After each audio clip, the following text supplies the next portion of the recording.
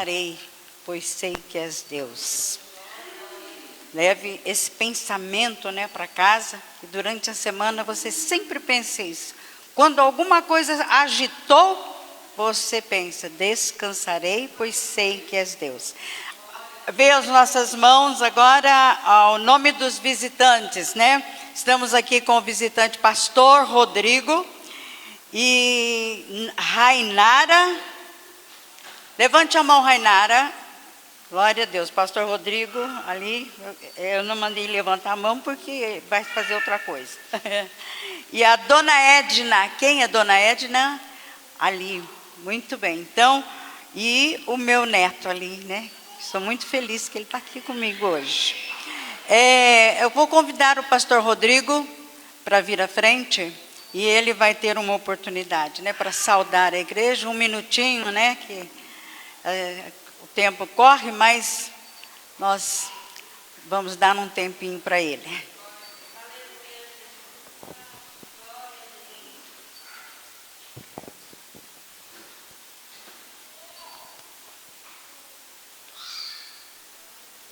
Graça e paz, igreja. Saudade de vocês. Já faz um tempinho que eu não venho aqui. Ficou bonito. A igreja melhorou espiritualmente, fisicamente. Glória a Deus.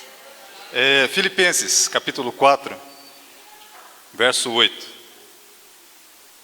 Hoje é dia importante, então vou ser muito breve.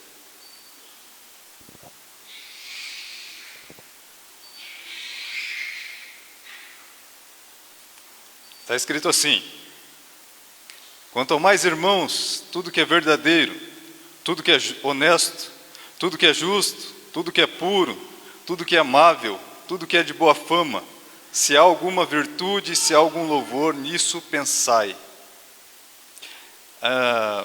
Irmãos, tem muita gente pensando em maldade, tem muita gente pensando em pecado, pensando em destruição, pensando em todo tipo de coisas malignas para as pessoas, para eles mesmos. E a Bíblia diz que quando Jesus vier buscar a igreja, os nossos corpos serão transformados, é verdade. Mas as nossas almas, né, sua mente, sua emoção e suas vontades, isso que representa a sua alma, isso não vai mudar. Então você vai para o céu com a mente que você tem hoje. Se você morreu hoje, você vai para o céu com essa mente. Se você acha que essa mente está preparada para viver com Deus, viver com os anjos, andar com eles, né, glória a Deus. Deus continua abençoando sua mente e seus caminhos, né? Mas se não, se você não dá conta, se você acha que não é digno, melhore os seus caminhos, melhore os seus pensamentos e suas ações. Amém? Eu agradeço a oportunidade, as palmas louvam o Senhor.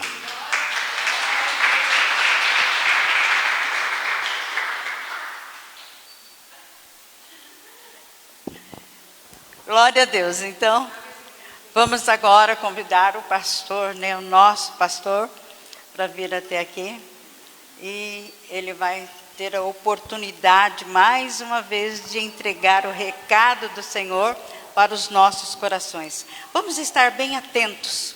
É muito bom aprender da palavra do Senhor. Glória a Deus. Amém.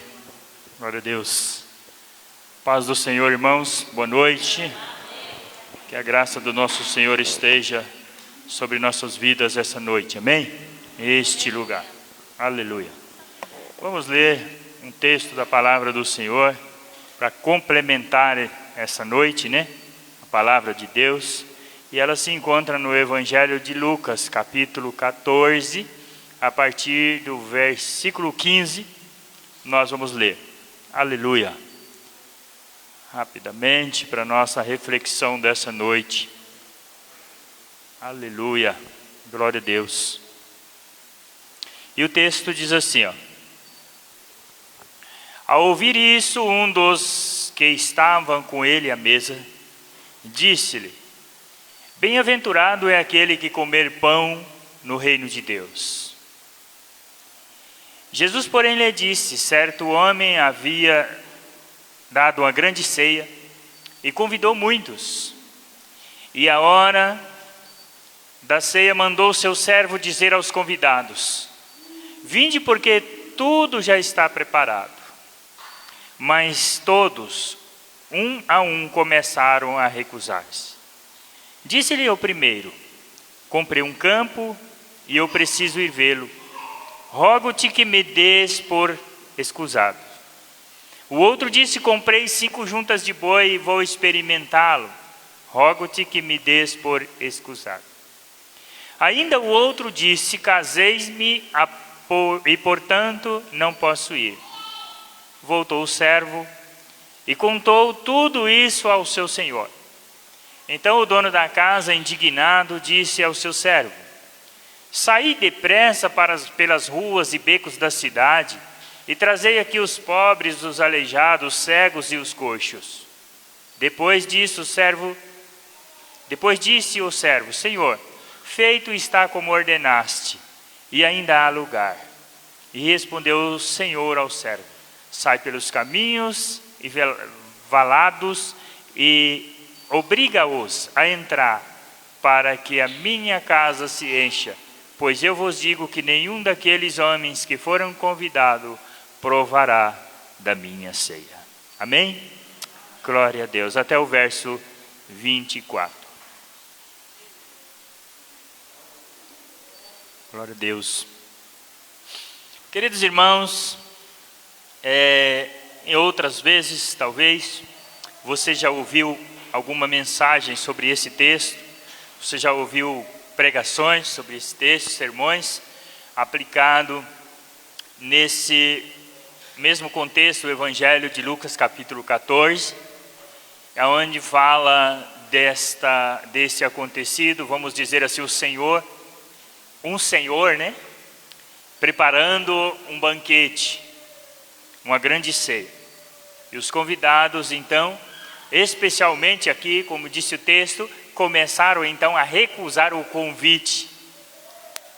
E então o anfitrião, o dono da festa, manda então que fossem pelas ruas da cidade alguns e convidassem, porque aqueles homens tinham recusado estar na festa. O texto diz assim. Mas para nossa reflexão nessa noite, eu quero apropriar-me aqui de um tema que compõe também o nosso momento nessa noite, neste lugar, que nós celebramos a ceia do Senhor. Para isso, então, eu me coloco aqui como se fosse alguém que estivesse sendo convidado para participar da mesa do Senhor. Por isso, eu aproprio do tema comendo na mesa do Pai. Esse texto ele nos traz, e melhor até dizendo, apropriadamente o tema nos dá também 3 alternativas para nós discutirmos essa noite sobre o que nós lemos aqui. Uma delas, primeiro, é o convite. Segundo lugar está a desculpa. E em terceiro, outros vão no meu lugar. Muita gente, queridos, está no mundo e poucos na igreja. Nós temos certeza disso, ouvimos isso, pregamos isso, falamos, anunciamos isso sempre. Será por quê? Precisamos, além das nossas vidas, de dar as nossas vidas para Jesus, também nós precisamos de ter a nossa vida na obra de Jesus. Então, o estar fora da igreja está contextualizado nesse contexto. Às vezes, nós estamos dentro da igreja, mas fora dela, no contexto em que Jesus está dizendo sobre esse texto. E agora, às vezes, nós vimos falar, quando olhamos para esse texto, de festa, de programações de festa, principalmente quando se aproxima o final de ano, nós ouvimos muitas festas, muitos banquetes, muitas pessoas sendo convidadas: olha, vem passar Natal na minha casa, vem passar o Ano Novo comigo, com a minha família. Mas isso é normal até nós ver isso. E enquanto se festejam, se dá luxuosos banquetes, Muitos por aí talvez não tenham a mesma sorte de participar nem de viver isso. Mas não é somente isso ou através disso que Jesus queria explicar para nós através desse texto nessa noite. Ele queria dizer que de uma festa diferente. Ele estava falando da casa do Pai. Ele estava falando do alimento do Pai. Ele estava falando da festa que o Pai preparou. Ele estava falando diferente daquilo que nós, às vezes, como pessoas, entendemos. Jesus, ele comparou o reino de Deus com um banquete.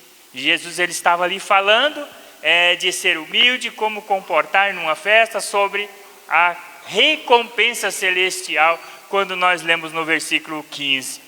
E isso nós podemos ver nessa noite aqui e aprender quando nós olhamos para um texto também bem parecido, que está lá no livro do profeta Amós, no capítulo 8, verso 11, ele diz assim: eis que vem dias, diz o Senhor, em que eu enviarei fome sobre a terra, não de pão, nem de sede de água, mas de ouvir a palavra do Senhor. Eu gosto de ver esse versículo e faço uma ligação paralela entre o que nós lemos nessa noite, para trazer a nossa ideia, a nossa mente, a reflexão que podemos fazer nos nossos dias. Será que nós olhamos para esse texto e contemplamos essa profecia do profeta aqui? Quando nós olhamos para ele, olha, vai vir dias, vai vir tempos, e diz o Senhor, que eu vou enviar fome sobre a terra, não de pão e nem de sede de água, mas de ouvir a palavra de Deus. Será que nós podemos contemplar? Nós podemos ver, você tem tido fome e sede de ouvir a palavra do Senhor? Se sim, considere muito feliz, porque diz a palavra do Senhor no Evangelho de Mateus, no capítulo 5, no verso 6, que ele vai dizer: bem-aventurados são os que têm fome e sede de justiça, porque serão fartos. Ou em algumas traduções vai dizer assim: serão saciados, porque bem-aventurado é o homem cujo aquele que não vai rejeitar, que não vai olhar para trás, que não vai recusar a oferta do Senhor Jesus. E o Senhor Jesus, ele oferta a cada dia, para cada um de nós, novas oportunidades de conhecimento, novas oportunidades de estarmos mais perto dele, novas oportunidades de nós poder conhecer melhor o Senhor. E nós, às vezes, fazemos conforme aqueles 3 personagens desse texto. Quando olhamos para eles, nós vimos que eles recusaram. Então, recusaram o quê? Recusaram estar alimentando de Deus, da festa que Deus oferecia, da palavra de Deus, do conhecimento de Deus, da sabedoria de Deus. E eles foram deixados para um lado.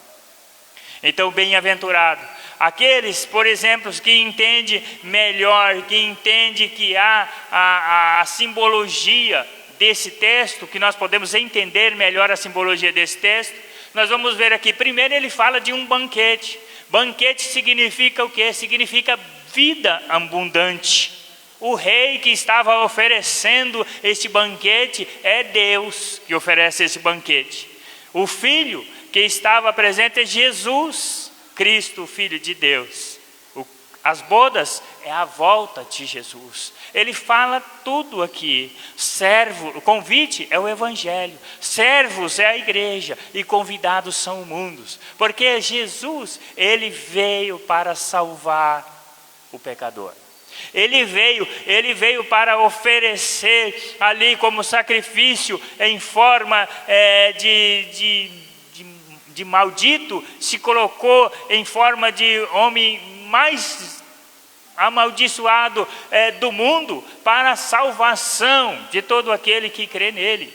Por que que nós ouvimos dentre esse texto alguns exemplos, e ele dá esses exemplos para nós? Primeiramente, fomos convidados, depois nós nos tornamos servos, depois nos tornamos filhos de Deus com Jesus. E eu pergunto para mim, eu pergunto para você, eu pergunto para mim: quem somos nós? Quem é você? Convidado, servo ou filho?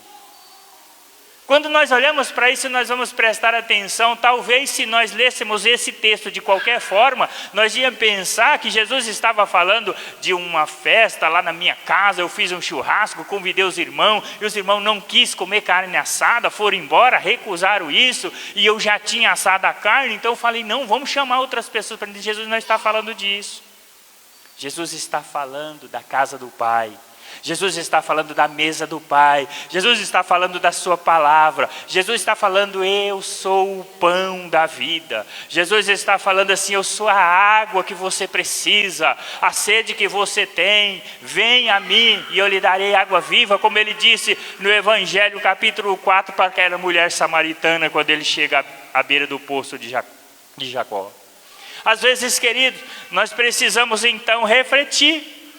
Então, por isso, e para isso há aqui nesse texto algumas das desculpas que eu já mencionei no início. E uma delas, mais interessante, que a gente podemos observar no versículo 16, melhor dizendo, vai dizer assim, que o certo homem deu uma grande ceia e convidou muitos. Primeiro, então, é o convite. E ele diz assim no verso 17, vinde, porque está tudo pronto. Tudo está pronto. Tudo está pronto. Jesus, quando Jesus morreu, ele disse, está consumado. No Evangelho de João, no capítulo 19, ele disse assim, está tudo consumado. Ele quis dizer assim, olha, meu irmão, agora eu quero dizer para você, está tudo pronto. Não precisa você se preocupar com mais nada. Ah, mas precisa eu matar então um cabrito, uma ovelha, para ser me purificado, para ser me justificado dos meus pecados? Jesus disse, não, já foi consumado, está pronto. Consumado, ele quer dizer assim, eu completei a obra por você, aquilo que você não podia fazer, aquilo que você não ia conseguir fazer, e eu completei. Então está consumado, venha, somente venha. E ele disse assim, depois que ele disse tudo isso, ele assentou-se então à direita do Pai nas alturas, porque ele já tinha feito todo o trabalho. O Senhor então, ele nos convida para o banquete, para fartarmos, né, da tua palavra e vivermos as maravilhas de Deus para a nossa vida. E o Salmo 23, no verso 5, diz assim, ó, Prepara-me uma mesa na presença dos meus adversários, unge-me a cabeça com óleo e o meu cálice transborda. Olha que alegria. Olha que alegria é ver que aquele projeto de Deus, aquele sacrifício de Jesus, aquela obra expiatória de Jesus, que ele disse que estava tudo pronto, tudo consumado, agora ela nos traz alegria. Porque ela nos unge, porque ela, sobre os nossos adversários, quem é o adversário das nossas vidas? Quem é o inimigo das nossas almas? Jesus está dizendo isso. Olha, o salmista está dizendo isso. Nós agora nos alegramos diante do adversário, porque ele unge a cabeça com óleo e o meu cálice transborda. Quando convidamos alguém para comer em casa, é porque é alguém que nós gostamos. Uma pessoa íntima, é que queremos nos sentar junto na mesa, conversar, trocar umas ideias. Assim o Senhor também, Ele quer ter momentos agradáveis conosco. Por isso Ele convida, vinde a mim, fique perto de mim. Esse é o convite. Segunda coisa que nós ouvimos nesse texto são uma desculpa. O versículo 18 ao 20, ele começa então a chamar aquelas pessoas específicas. Quando nós olhamos para estes versículos, do 18 ao 20, ele vai dizer assim, todos começaram então a recusar. Disse-lhe o primeiro, comprei um campo e eu preciso ir vê-lo. Rogo-te que me des por escusado. Engraçado, queridos, que quando nós olhamos para isso aqui, o camarada comprou uma fazenda lá, e Jesus então chama ele, venha para mim, venha. O convite está lançado. Ele disse, não, eu preciso ir primeiro agora, eu não posso ir para Jesus, eu não posso ir para a casa do Senhor, porque eu comprei uma fazenda, eu tenho que ir para lá. Comprei um sítio, e eu vou para lá todos os finais de semana, e Deus entende, Deus sabe todas as coisas, deixa a igreja para depois. É mais ou menos parecido. Esse texto nos faz a ligação de que muitas vezes neste mundo nós encontramos pessoas que eles se apropriam das coisas materiais até meio com um certo propósito, que há momentos necessários para isso, não há? É verdade, a gente entende isso, mas há pessoas que colocam isso como um empecilho para estar na casa do Senhor. Eu preciso trabalhar hoje, eu preciso fazer isso, eu preciso fazer aquilo. E se você chegar diante dele e convidar ele para vir à igreja, ele vai dizer assim: olha, hoje não dá, hoje eu tenho que fazer isso ou aquilo, eu tenho que ir lá para o sítio, eu tenho que ir para a fazenda, eu tenho que ir para qualquer lugar, porque dia de domingo para mim não vai dar.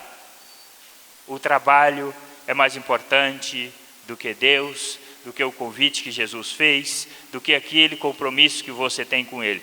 E às vezes, queridos, nós nos colocamos ou vemos alguém colocar diante dessas posições também. O segundo, ele disse assim, comprei 5 juntas de boi e eu vou experimentá-lo. Rogo-te que me des por recusado. Comprou juntas de boi e ele vai experimentar. Hoje é domingo e você comprou 5 juntas de boi e alguém te convidou para vir à igreja e você disse assim: eu não posso ir à igreja hoje porque hoje eu tenho que experimentar os bois que eu comprei. Você poderia vir à igreja hoje e experimentar os bois amanhã. Era o certo. Mas não, são pretextos em que o próprio texto, a própria parábola vai dizer que são homens que aplicam-se diante de Deus. A terceira das recusas é a mais banal de todas elas. O camarada vai dizer assim, você vai lá e convida ele para vir à igreja, ele vai dizer: eu não vou porque eu casei. Ao invés de pegar ele, a esposa, e levar para a igreja também, ele não vem à igreja, não traz a esposa, e ele também não vem porque ele casou.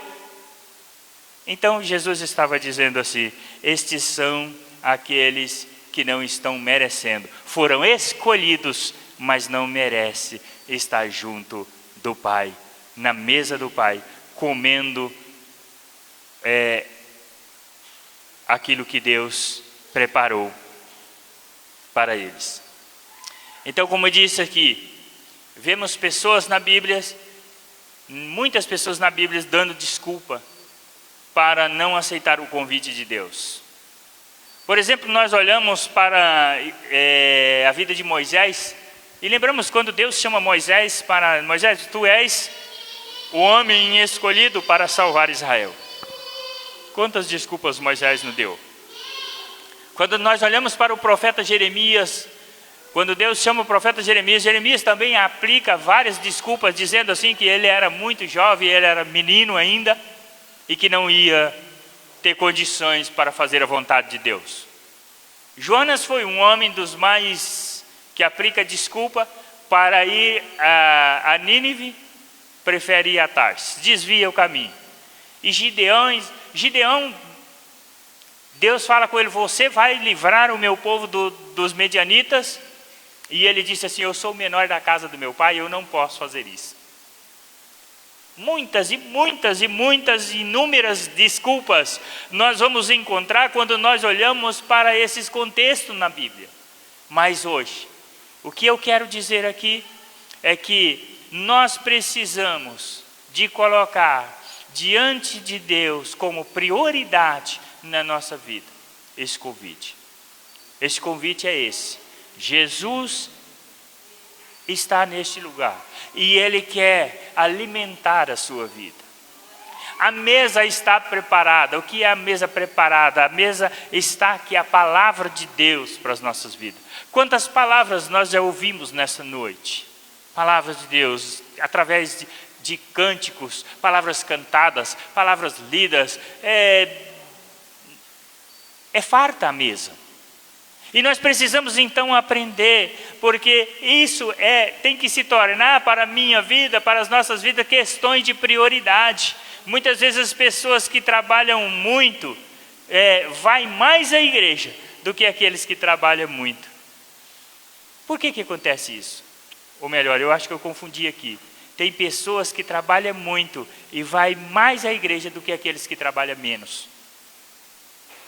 Deu para entender agora, né? Acho que eu falei meio invertido. Isso. Glória a Deus. Sabe por quê? Será por que acontece isso? Porque às vezes a pessoa trabalha muito, mas ele tem um compromisso com Jesus.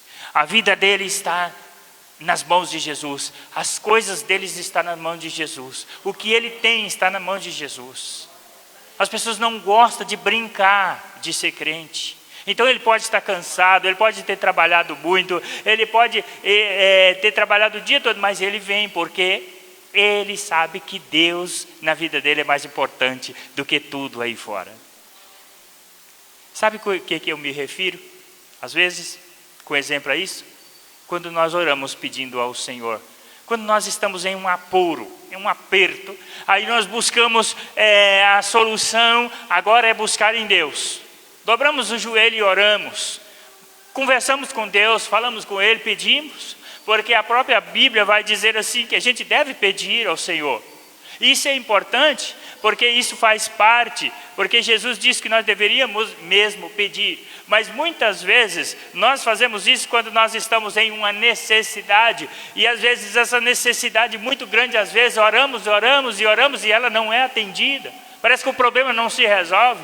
Vai a cada dia que passa, talvez ficando até mais pior. Olha, eu preciso fazer isso por esses dias, eu estou orando, eu estou tentando a mudar a minha vida e o problema não muda. Parece que nada acontece, sabe por quê? Porque Deus espera de mim e de você algo melhor do que isso. Às vezes o melhor para mim não é o melhor para Deus. Deus espera e Deus faz na nossa vida o melhor. E o melhor para Deus às vezes não é o que eu acho que é melhor para mim. Sabe por quê? Que quando também nós oramos e muitas coisas não acontecem na nossa vida, porque nós deixamos primeiramente de agradecer a Deus. Porque se deu certo, ou se está dando certo, é Deus, e se não deu, é Deus que fez. Deus, Ele tem, pela tua bondade e misericórdia, o poder de ouvir as nossas orações, de ouvir os nossos clamores, mas Ele quer que nós tenhamos intimidade com Ele, sempre, quando nós pedirmos. Por quê? Porque quando nós pedimos com sinceridade de coração e Deus nos atende, Ele é Deus, mas se Ele não fizer, Ele continua sendo Deus.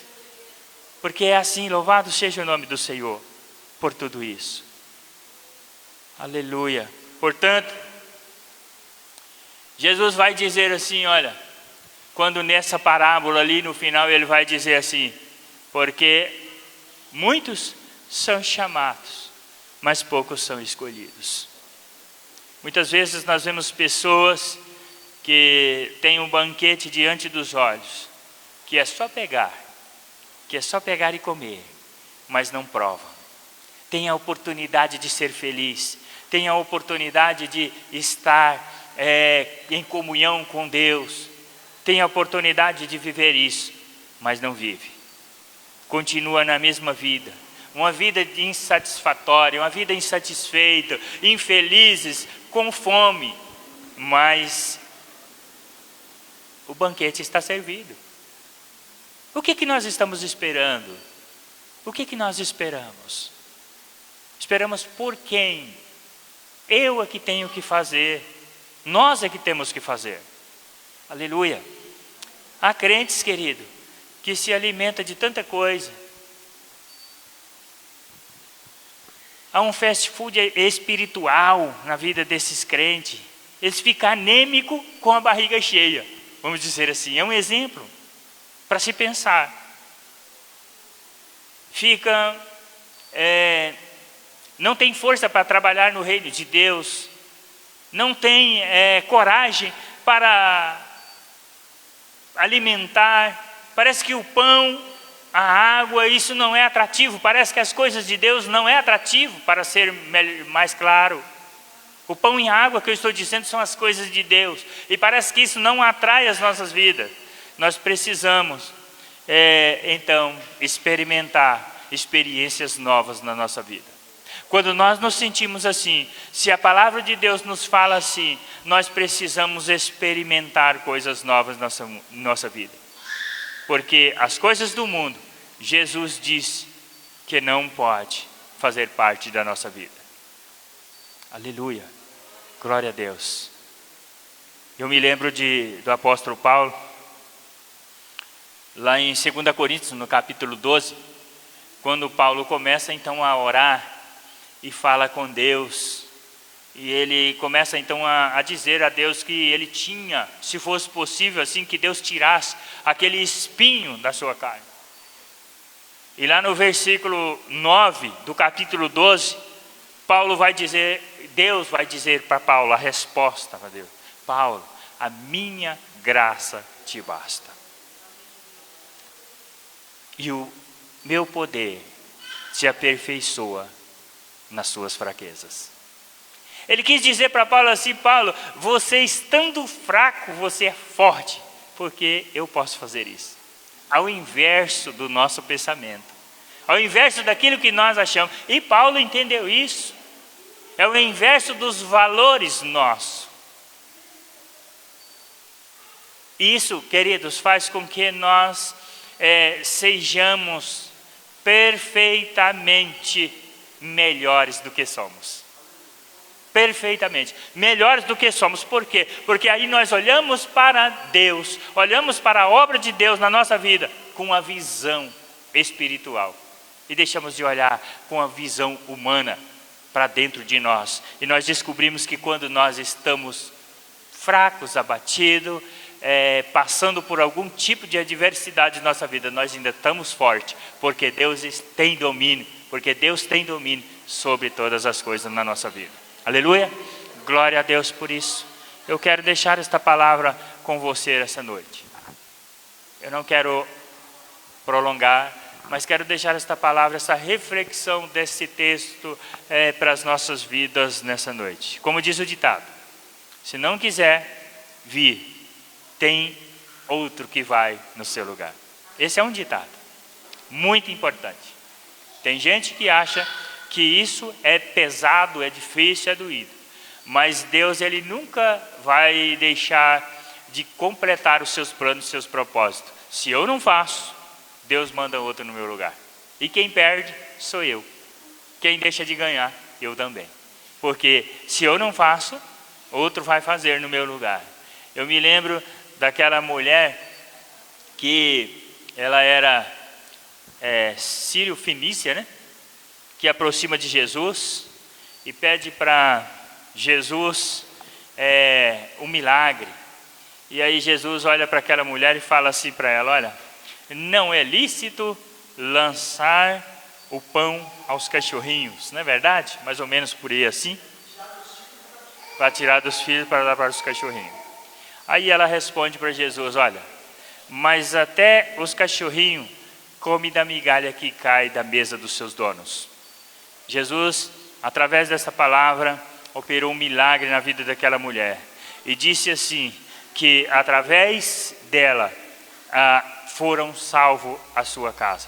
Por quê? Porque ela entendeu que ela precisava muito de viver aquilo que Jesus tinha e fazia naqueles tempos.